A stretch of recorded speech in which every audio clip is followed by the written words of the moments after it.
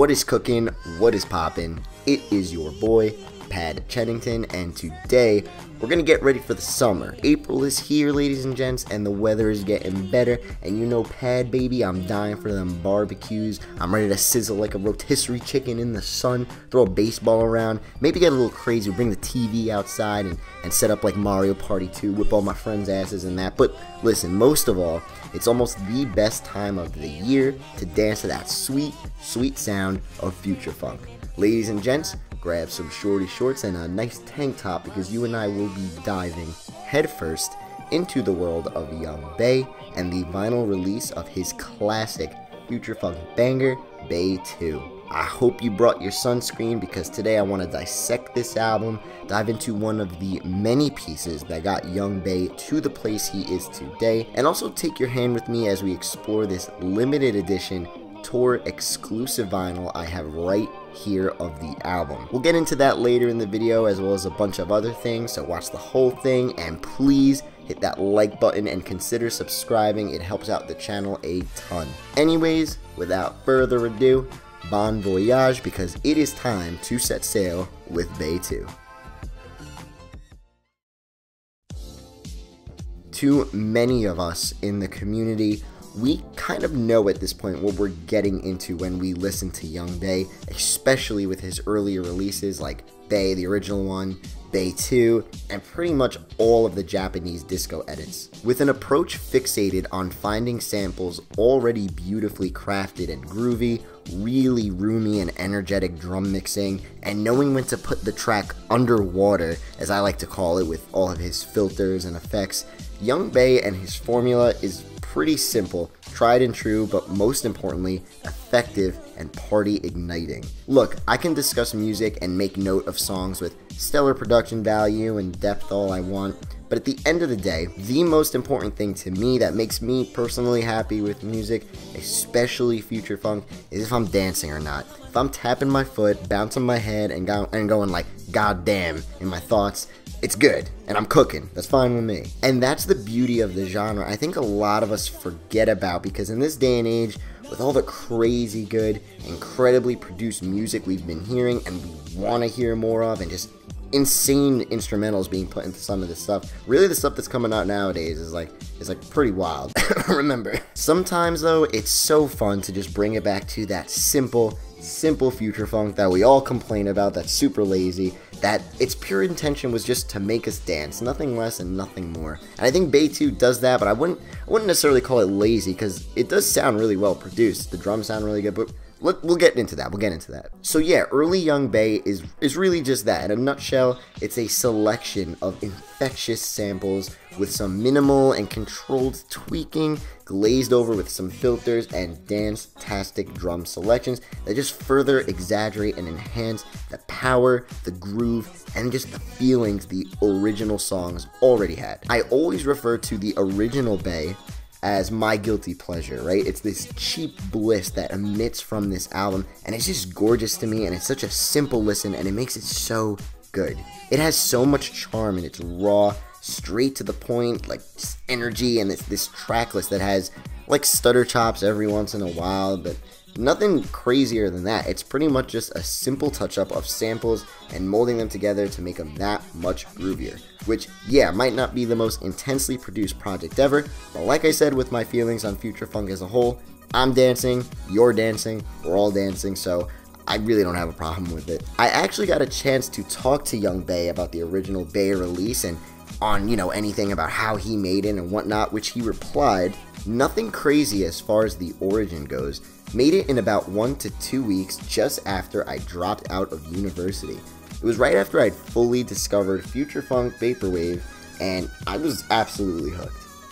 Bae 2, at a construction and technicality standpoint, is pretty much the same as the original Bae. Not too much is done with the samples here besides looping them at the right times, at the perfect parts of those songs where they're at their grooviest state. Simple chops and building, you know, the intro, verse, chorus, verse 2, chorus 2, outro, with like almost all of them. But it is way more polished in regards to the mix down than the original one, and that's what really makes it stand apart from that one. With 12 sizzling tracks that are nothing short of pure butter to your ears, Bae 2 is the soundtrack to your dream metropolitan escape.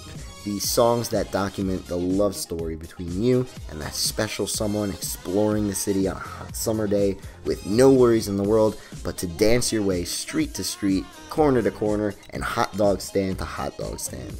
And some of the tunes on here are just damn bangers. The track Here With Me, that one part where the intro like sucks into a vacuum in the beginning and just like disappears, and then the beat drops and explodes out of nowhere. It's just pure candy to my ears, cavities to the eardrums. The classic Bae track Your Love is on here, as well as a bunch of others.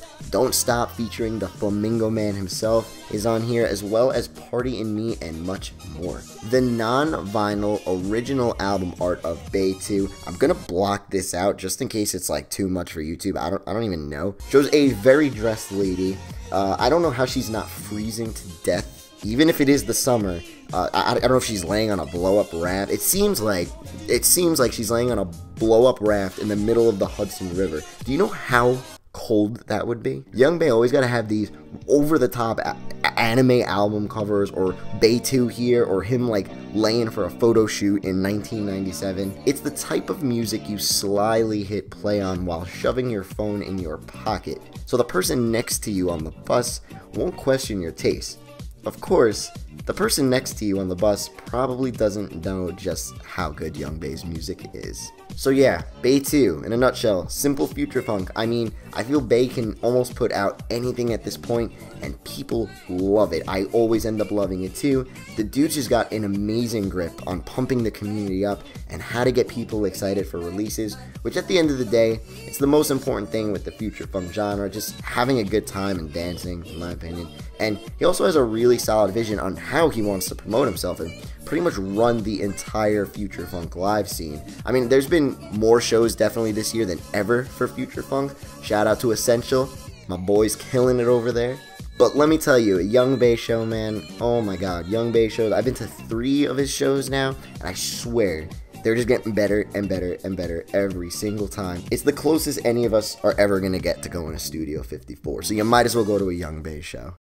Anyways, let's talk about this little beaut we got over here. This is the limited edition tour exclusive vinyl for Bae 2. There are also 2 other versions of this record that exist that were sold via My Pet Flamingo, a baby pink and sky blue edition vinyl and cassette as well. All, unsurprisingly, have sold out. Right off the bat, there are obviously some immediate changes to the album art, which I really like. A super simplified anime makeover of the original art that is super flat and complements that basic line work with it. It's just really chill, and it just looks like what future funk sounds like if it was a thing you can look at. It's really similar, pretty much the same thing as what he did to the original Bae vinyl. Opening everything up, here we got the record along with a vertical poster. Yung Bae has included a poster last time with the original Bae vinyl as well, but this time around, which is really funny because I made note of this on my original unboxing video of the Bae vinyl, the poster is super high quality and glossy, when last time it was kind of flimsy. Yung Bae ain't got no time for that crinkly ass paper anymore.